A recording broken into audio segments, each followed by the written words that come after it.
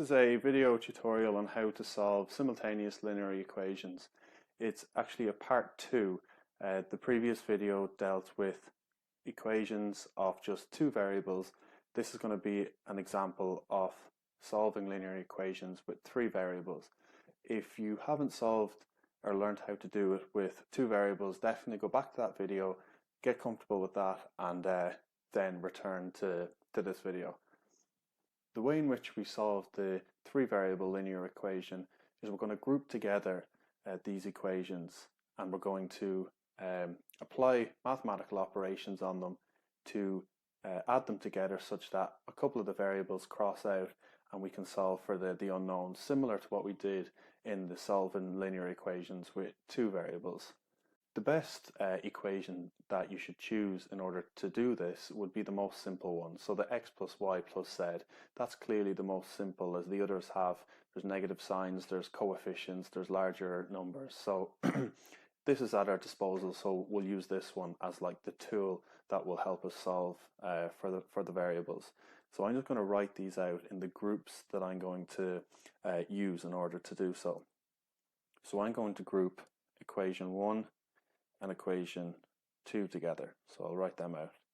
X plus y plus z equals 5. And then we have a 2x minus y plus 3z equals 3. So I grouped equations 1 and 2. Now what I'm going to do is I'm going to basically manipulate these equations such that I end up with a final equation that has just two unknown variables.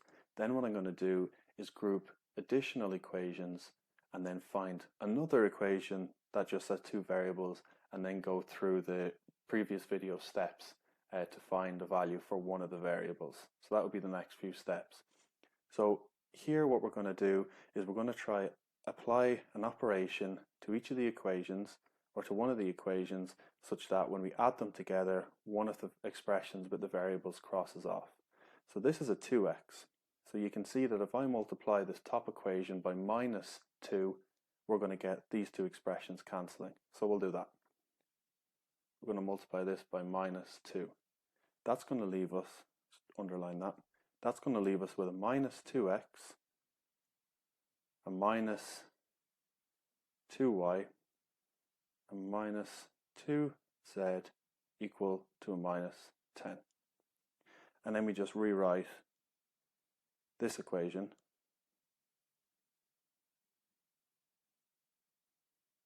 we're going to cross them off, and we're going to be left with a minus 3y, we're going to be left with a positive z, and we're going to be left with a minus 7. So this here is going to be important in a few minutes. This is basically our first tool to solve for one of the variables, so we're going to keep that there. We'll call that equation A.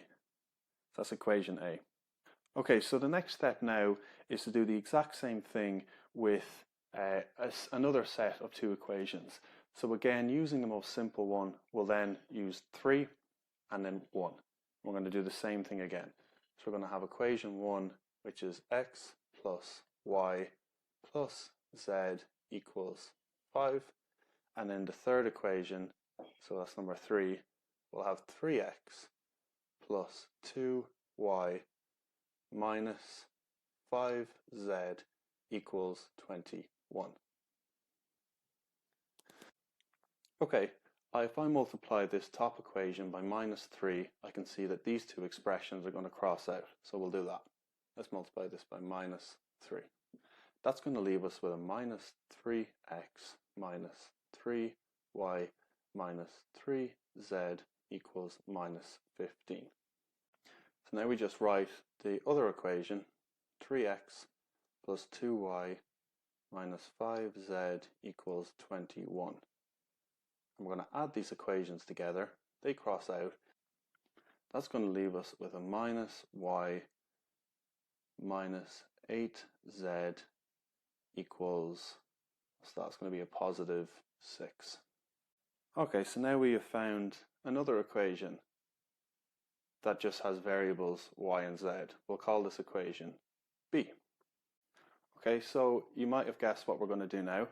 is just like the linear equations before with just two variables, we're going to add these together. Right, so we have equation A, which is minus 3y plus z equals minus 7. And then we also have the equation we just found, which is minus y minus 8z equals 6. And in order to get these two expressions to cancel out, we're going to multiply the bottom one by minus 3. Okay, so that's going to give us the first equation, minus 3y plus z equals minus 7. This is going to give us 3y plus 24z equals minus 18. This crosses out to give us a 25z equals minus 25, and we have now found one of the variables, z, is equal to minus 1. So now that we know the value of z, we can then plug that into one of the equations to solve for the other variable. So we have a minus 3y plus z equals minus 7. If we plug the z value, minus 1, into this, we'll have a minus 3y equals, you add 1 to both sides, which is going to give us a minus 6.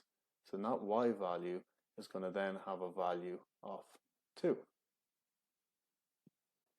So then finally, through this method, we've now found one variable, two variables, and if we want to find x, all we have to do is insert these variables into one of the equations to solve for x. So seeing that equation 1 is the easiest, what we're going to do is insert the equation using the equation x plus, we see that y is 2, and then z is minus 1, and that's equal to 5. So then x plus 2 minus 1 equals 5. That's leaving us with x equals 4. So we have a value of x equals 4, y equals 2, and z equals minus 1. So that's an example of simultaneous linear equations with three variables. It's quite a meaty procedure, but mathematically and just following the algebra, it's not too bad. If you just know the steps, know how to manipulate algebraic expressions, it shouldn't be too bad. So yeah, that's the end of the video. I hope you enjoyed it. Hope you learned something. So I'll be doing a lot more algebra. I'm doing a full course on it. So if you'd like to subscribe, you'll get a lot more of these types of videos. So going on from here, I'll be dealing with polynomials like quadratic equations and beyond. So if you think you'd be interested in that, subscribe and like the video if you don't mind. And yeah, that's that. Thank you.